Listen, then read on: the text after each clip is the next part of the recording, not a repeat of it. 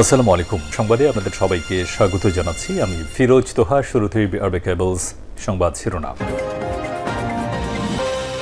বাংলাদেশের সর্বশেষ গুরুত্বপূর্ণ আপডেট সংবাদ আপনাকে স্বাগত। শুরুতেই সংবাদ শিরোনাম, পরে বিস্তারিত। শুরুতেই জানাবো, শীর্ষ চাল ব্যবসায়ী রশিদ গ্রেপ্তার। দেশের অন্যতম শীর্ষ চাল ব্যবসায়ী কুষ্টিয়ার খাজানগরের রশিদ অ্যাগ্রো ফুড প্রোডাক্টস লিমিটেডের মালিক আব্দুর রশিদকে গ্রেপ্তার করেছে পুলিশ। আজ কুষ্টিয়া শহরের মজমপুর এলাকা থেকে তাকে গ্রেপ্তার করা হয়। এরপর জানাবো, দেশ টিভির ব্যবস্থাপনা পরিচালক আরিফ হাসান গ্রেপ্তার। বেসরকারি টেলিভিশন দেশ টিভির ব্যবস্থাপনা পরিচালক এমডি আরিফ হাসানকে গ্রেপ্তার করেছে ঢাকা মহানগর গোয়েন্দা পুলিশ ডিবি। গতরাতে ঢাকার নিজ বাসা থেকে তাকে গ্রেপ্তার করে ডিবি পুলিশের একটি দল। ডিএমপির উপপুলিশ কমিশনার মোহাম্মদ তালেবুর রহমান বিষয়টি নিশ্চিত করেছেন। এদিকে শেখ হাসিনাকে ফেরাতে প্রসিডিউর ফলো করা উচিত বললেন ভারতীয় বিশেষজ্ঞ। গণ অভ্যুত্থানের মুখে প্রতিবেশী দেশে আশ্রয় নেওয়া সাবেক প্রধানমন্ত্রী শেখ হাসিনাকে বাংলাদেশে ফেরাতে প্রসিডিউর ফলো করা উচিত বলে মনে করেন ভারতীয় বিশেষজ্ঞ। আজ রাজধানীর একটি হোটেলে বে অব বেঙ্গল সম্মেলনের অধিবেশনে নানা ইস্যু নিয়ে আলোচনায় এসব কথা বলেন তিনি। এবারে জানাবো, রিজার্ভ ব্যাংক এবং মূল্যস্ফীতিতে ১০০ দিনে যা যা করল অন্তর্বর্তীকালীন সরকার। অন্তর্বর্তীকালীন সরকার দায়িত্ব নেয়ার অল্প দিনের মধ্যে বেশ কয়েকটি পদক্ষেপ নিয়েছেন, যেগুলো কোনোটির ফলাফল ইতিমধ্যেই দৃশ্যমান হচ্ছে। এ ব্যাপারে গুরুত্বপূর্ণ সংবাদ জানাবো, সঙ্গেই থাকুন। জানাবো, পুলিশে ফের রদবদল। ঢাকা মহানগর পুলিশ, ডিএমপি সহ বাংলাদেশ পুলিশের অতিরিক্ত পুলিশ সুপার ও সহকারী পুলিশ সুপার পদমর্যাদার ৩৪ জন কর্মকর্তাকে বিভিন্ন ইউনিটে পদায়ন করা হয়েছে। আজ আইজিপি মোহাম্মদ মইনুল ইসলাম সই করা এক প্রজ্ঞাপনে বিষয়টি নিশ্চিত করা হয়। এবং সর্বশেষ জানাবো, সংশোধিত বাজেটে অতিরিক্ত অর্থ দাবি করা যাবে না। সরকারি কর্মকর্তাদের ভ্রমণ ব্যয়ের উপর বিদ্যমান বিধিনিষেধ অব্যাহত রেখে চলতি ২০২৪-২৫ অর্থ বছরের সংশোধিত বাজেট প্রক্কলনের কাজ শুরু করেছে অর্থ মন্ত্রণালয়। জারি করা হয়েছে একটি পরিপত্র। এতে বলা হয়েছে, শুধু জরুরি এবং অপরিহার্য ক্ষেত্রে ভ্রমণ করা যাবে এবং সরকারি ভ্রমণের ব্যয় নির্বাহের ক্ষেত্রে বরাদ্দ অর্থের ৫০% ব্যয় করা যাবে। প্রিয় দর্শক, এতক্ষণ শুনছিলেন সংবাদ শিরোনাম, এবারে বিস্তারিত। তবে তার আগে বন্ধুরা, অনুরোধ থাকবে সংবাদটিতে একটি লাইক দিন। এই চ্যানেলে আপনি নতুন হয়ে থাকলে আমাদের সংবাদটি দেখতে দেখতে চ্যানেলটি সাবস্ক্রাইব করে রাখুন। কমেন্ট করে বন্ধুরা আপনার মূল্যবান মতামত জানিয়ে দিন আপনি বিশ্বের কোন দেশ থেকে বা বাংলাদেশের কোন স্থান থেকে আমাদের সংবাদটি দেখছেন এবং শুনছেন। এবারে বিস্তারিত। শীর্ষ চাল ব্যবসায়ী রশিদ গ্রেপ্তার। দেশের অন্যতম শীর্ষ চাল ব্যবসায়ী কুষ্টিয়ার খাজানগরের রশিদ অ্যাগ্রো ফুড প্রোডাক্টস লিমিটেডের মালিক আব্দুর রশিদকে গ্রেপ্তার করেছে পুলিশ। শনিবার ১৬ ডিসেম্বর কুষ্টিয়া শহরের মজমপুর এলাকা থেকে তাকে গ্রেপ্তার করা হয়। কুষ্টিয়া মডেল থানার ভারপ্রাপ্ত কর্মকর্তা ওসি শিহাবুর রহমান শিহাব বলেন, আব্দুর রশিদ একজন চাল ব্যবসায়ী। তার বিরুদ্ধে প্রতারণা, ঋণখেলাপি সহ আদালতে অন্তত ৬৮টি মামলা রয়েছে। এর পাশাপাশি ঈশ্বরদীতে রশিদ অয়েল মিল নামে একটি কারখানা করেছেন তিনি।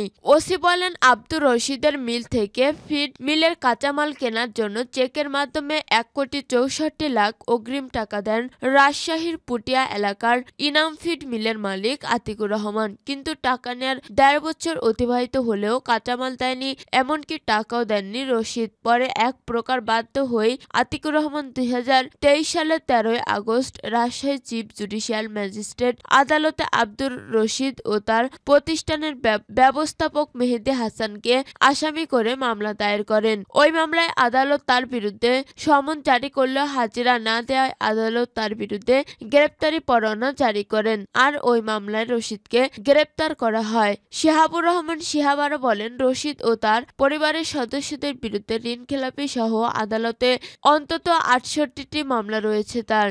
এসব কারণে তিনি সহ তার পরিবারের সদস্যরা দীর্ঘদিন ধরে আত্মগোপনে ছিলেন। শনিবার সন্ধ্যার কুষ্টিয়া শহর এলাকা থেকে তাকে গ্রেপ্তার করে কুষ্টিয়া মডেল থানা পুলিশ। জানা গেছে, দেশের অন্যতম বৃহত্তম চালের মোকাম কুষ্টিয়ার খাজানগরে রশিদ এগ্রো ফুড নামে তার ব্যবসা প্রতিষ্ঠান রয়েছে।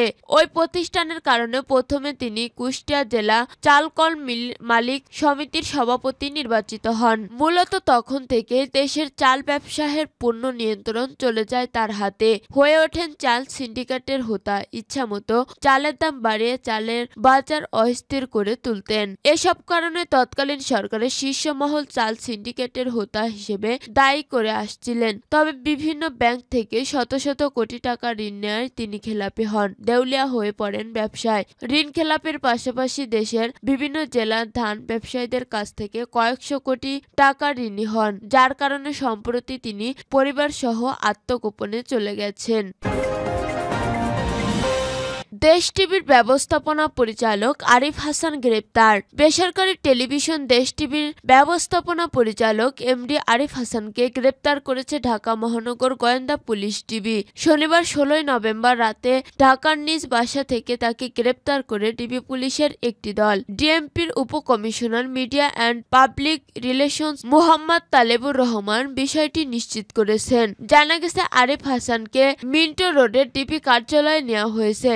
বিমানবন্দর থানার একটি হত্যাচেষ্টা মামলায় তাকে গ্রেপ্তার দেখানো হয়েছে। রোববার 17 নভেম্বর সিএমএম আদালতে হাজির করে রিমান্ড চাওয়া হবে। অ্যাসোসিয়েশন অব টেলিভিশন চ্যানেল ওনার্সের অ্যাডকো কার্যনির্বাহী কমিটির মহাসচিব পদে আরিফ হাসান দায়িত্ব পালন করছেন। শেখ হাসিনাকে ফেরাতে প্রসিডিউর ফলো করা উচিত, ভারতীয় বিশেষজ্ঞ। গণ অভ্যুত্থানের মুখে প্রতিবেশী দেশে আশ্রয় নিয়ে সাবেক প্রধানমন্ত্রী শেখ হাসিনাকে বাংলাদেশে ফেরাতে প্রসিডিউর ফলো করা উচিত বলে মন্তব্য করেন ভারতীয় বিশেষজ্ঞ। শনিবার 16 ডিসেম্বর রাজধানীর একটি হোটেলে বে অব বেঙ্গল সম্মেলনের অধিবেশনে নানা ইস্যু নিয়ে আলোচনার মধ্যে বাংলাদেশি বিশেষজ্ঞের প্রশ্নের জবাবে এমন মত দেন ভারতের বিশেষজ্ঞ। এদিক সম্মেলনে অংশ নেওয়া বিশেষজ্ঞদের মধ্যে বিভিন্ন ইস্যুতে 2 ঘন্টার বেশি সময় ধরে আলোচনা হয়। আলোচনার শেষ দিকে বাংলাদেশি বিশেষজ্ঞের গণহত্যার দায় নিয়ে ভারতে শেখ হাসিনার আশ্রয় নেওয়ার বিষয়টি উল্লেখ করেছেন। প্রতিবেশী দেশটির কাছে বাংলাদেশের করণীয় কি সে বিষয়ে জানতে চান। জবাবে সম্মেলনে অংশ নেওয়া ভারতীয় বিশেষজ্ঞদের একজন কয়েকটি বিশেষ উল্লেখ করলেও তিনি শেখ হাসিনা প্রসঙ্গে সরাসরি কিছু বলেননি। পরবর্তীতে আবারও বিষয়টি নিয়ে আলোচনা উঠলে বাংলাদেশি অপর একটি আলোচক শেখ হাসিনার প্রসঙ্গ টেনে বলেন, একজন স্বৈরাচার পালিয়ে যাওয়ার পর তাকে ভারত সরকারের প্রতিনিধি রিসিভ গ্রহণ করেছে। আগে এমনটি তিনি কখনো করেনি। এ সময় ভারতীয় ওই আলোচক বলেন, বাংলাদেশ সরকার এখনো শেখ হাসিনাকে ফেরত চায়নি। তাকে ফেরত আনতে প্রসিডিউর বিধি অনুযায়ী প্রয়োজন ব্যবস্থা ফলো করা উচিত। অন্যদিকে বাংলাদেশের প্রতিনিধি হিসেবে যুক্তরাষ্ট্রের ইলিয়ন টেস্ট ইউনিভার্সিটি অধ্যাপক আলিরিয়াস সিপিডির নির্বাহী পরিচালক ফাহমিদা খাতুন, নিউ এজ সম্পাদক নুরুল কবির, চাকমা সার্কেল প্রধান রাজা দেবাশিস রায়, যুক্তরাষ্ট্রের কোলগেট ইউনিভার্সিটি অধ্যাপক নবীন মুর্শিদ প্রমুখ অধিবেশনে বক্তব্য রাখেন। রিজার্ভ ব্যাংক ও মূল্যস্ফীতিতে 100 দিনে যা করল অন্তর্বর্তী সরকার। অন্তর্বর্তী সরকার দায়িত্ব নেওয়ার অল্প দিনের মধ্যে বেশ কয়েকটি পদক্ষেপ নিতে দেখা গেছে, যেগুলোর কোনোটির ফলাফল ইতিমধ্যেই দৃশ্যমান হচ্ছে বলে মনে করেছেন অর্থনীতিবিদরা। আবার কোনো উদ্যোগকে তেমন কার্যকর নয় মন্তব্য করে সেগুলোর কিছু কারণও বিশ্লেষণ করেছেন তারা। অর্থনীতি ও বাণিজ্য বিষয়ক ওয়েবসাইট ইনভেস্টপিডিয়া অনুযায়ী কোনো দেশের মূল্যস্ফীতি নিয়ন্ত্রণের দায়িত্ব সেই দেশের কেন্দ্রীয় ব্যাংকের। তারা মুদ্রানীতি নির্ধারণের মধ্য দিয়ে সেটি করে থাকে। দেশের অর্থনীতির আলোচিত 3টি বিষয় হচ্ছে বৈদেশিক মুদ্রা, রিজার্ভ ব্যাংক খাত এবং মূল্যস্ফীতি। গত 100 দিনে এসব খাতে এসব পরিবর্তন এসেছে। বাংলাদেশের ইতিহাসে সর্বোচ্চ রিজার্ভ ছিল 2021 সালের আগস্টে $48 বিলিয়ন।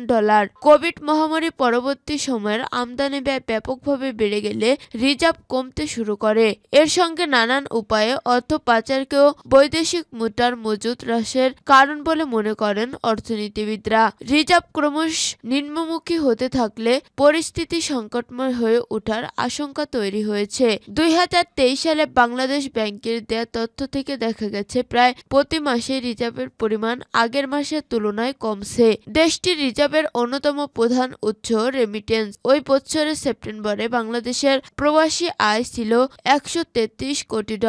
তবে চলতি বছরের সেপ্টেম্বরে প্রায় $240 কোটি রেমিটেন্স এসেছে। বিশ্বব্যাংকের ঢাকা অফিসের সাবেক প্রধান অর্থনীতিবিদ জাহিদ হোসেন বলেন, জুলাই মাসের পর থেকে ফরমাল চ্যানেলে প্রাতিষ্ঠানিক পথে রেমিটেন্স ফ্লোও বেড়েছে। আগে যেখানে মাসে 150 বা 170 কোটি রেমিটেন্স আসতো, খুব ভালো হলে $200 কোটি হতো। এখন সেখানে প্রতি মাসে 200 কোটির উপরেই থাকছে। কেন্দ্রীয় ব্যাংকের হিসাব থেকে দেখা যাচ্ছে প্রতি মাসে এই অঙ্ক ক্রমান্বয়ে বাড়ছে। জুলাইয়ে ছিল $191 কোটি, আগস্টে 222 কোটি এবং সেপ্টেম্বরে 240 কোটি ছাড়িয়েছে। বাংলাদেশে ব্যাংকের রিজার্ভ স্থিতিশীল অবস্থায় আছে বলে মনে করেন অর্থনীতিবিদ জাহিদ হোসেন।